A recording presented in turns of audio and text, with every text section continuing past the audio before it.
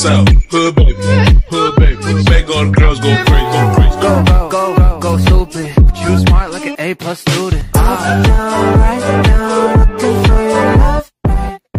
Assalamualaikum warahmatullahi wabarakatuh.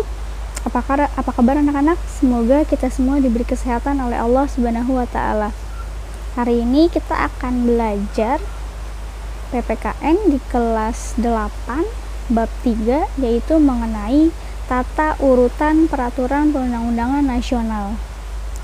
Kalian sudah belajar mengenai apa makna peraturan perundang-undangan nasional, apa asasnya.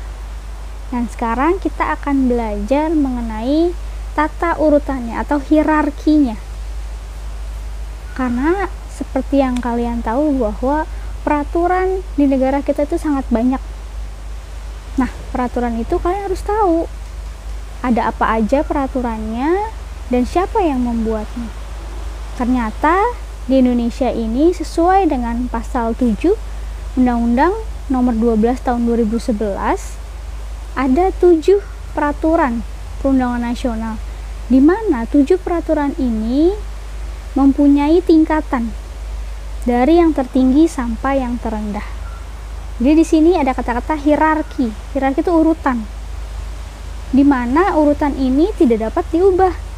Kamu tidak bisa menyebutkan urutan ini secara acak, boleh nggak Bu? Karena saya tidak apa urutannya, tidak boleh. Harus sesuai dengan urutannya. Karena memang tidak dapat diubah, yang bawah menjadi atas, atas menjadi bawah, tidak boleh. Karena sesuai dengan tingkatan siapa yang membuatnya, dari yang tertinggi sampai yang terendah. Dan tata urutan ini juga menunjukkan tingkat kedudukan dari yang tinggi sampai terendah. Artinya di mana bahwa peraturan yang lebih rendah ini tidak boleh bertentangan dengan peraturan yang lebih tinggi.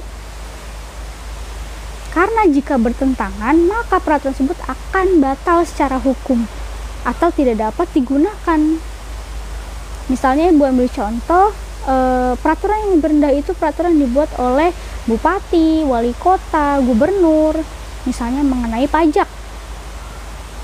Misalnya pajak motor atau pajak rumah atau pajak apapun hanya boleh diberikan kepada rakyat biasa. PNS tidak usah diberikan pajak. Wah, itu melanggar nggak? Itu bertentangan nggak? Iya, sangat melanggar. Melanggar apa sih? UUD 1945 pasal 27, di mana setiap warga negara itu kedudukannya itu sama di depan hukum dan pemerintah. Gitu ya. Jadi peraturan di bawah itu tidak boleh melanggar peraturan yang di atas. Harus melihat bagaimana peraturan di atasnya dan harus sesuai. Ada apa aja sih? Dari yang kedudukannya paling pertama yaitu adalah Undang-Undang Dasar Negara Republik Indonesia tahun 1945. Ya, paling tinggi tuh UUD 1945. Yang kedua adalah ketetapan MPR atau biasa kita baca sebagai TAP MPR. Urutan yang ketiga adalah Undang-Undang _Perpu. Jadi di urutan ketiga ada 2 peraturan, ada undang-undang, ada perpu. Apa sih perpu? Peraturan pemerintah pengganti undang-undang. Ya, jadi 2 peraturan ini kedudukannya sederajat, sama, tidak tinggi, tidak rendah, gitu ya. Jadi kedudukannya adalah sama. Peraturan yang keempat setelah UU atau perpu adalah peraturan pemerintah.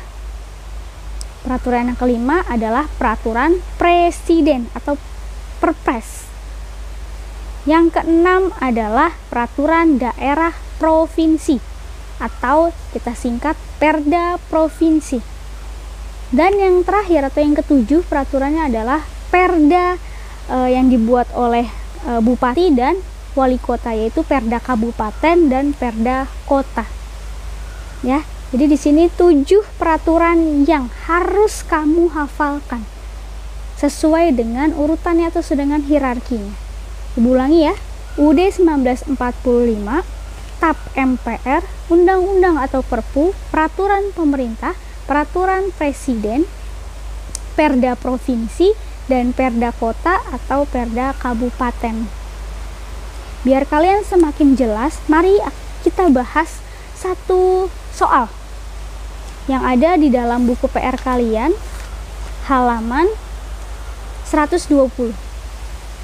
Kalian bisa lihat bukunya, buku PRPPKN halaman 120 nomor 12, atau kalian bisa baca di sini.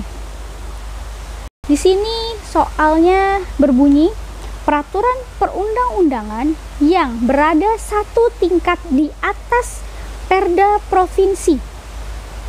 Peraturan perundang-undangan yang berada di tingkat atas peraturan daerah provinsi, berarti yang ditanyakan di soal ini adalah apa sih peraturan yang ada di atasnya Perda provinsi.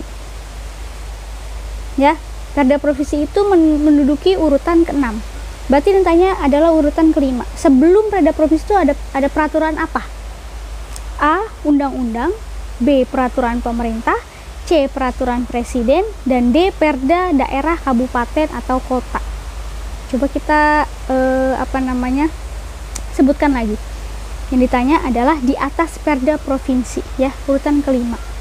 Yang pertama UUD 1945, yang kedua TAP MPR, yang ketiga undang-undang atau Perpu, yang keempat adalah peraturan pemerintah, yang kelima adalah peraturan presiden, yang keenam baru peraturan daerah provinsi. Berarti peraturan di atas Perda provinsi adalah peraturan presiden. Jawabannya adalah C. Paham? Kalau belum paham, kita akan bahas satu soal lagi yang mirip dengan soal tersebut. Ada di halaman 126 nomor 14. Bunyinya seperti ini. Dalam hierarki peraturan perundang-undangan, ketetapan MPR berada di atas peraturan apa? Berarti di sini yang ditanyakan, ketetapan MPR itu berada di atas apa? Berarti yang di bawahnya. Ya, karena peraturan perundangan yang peraturan dalam hierarki perundangan, ketetapan MPR itu berada di atas peraturan apa? Jadi yang tanya itu yang di bawah TAP MPR itu apa?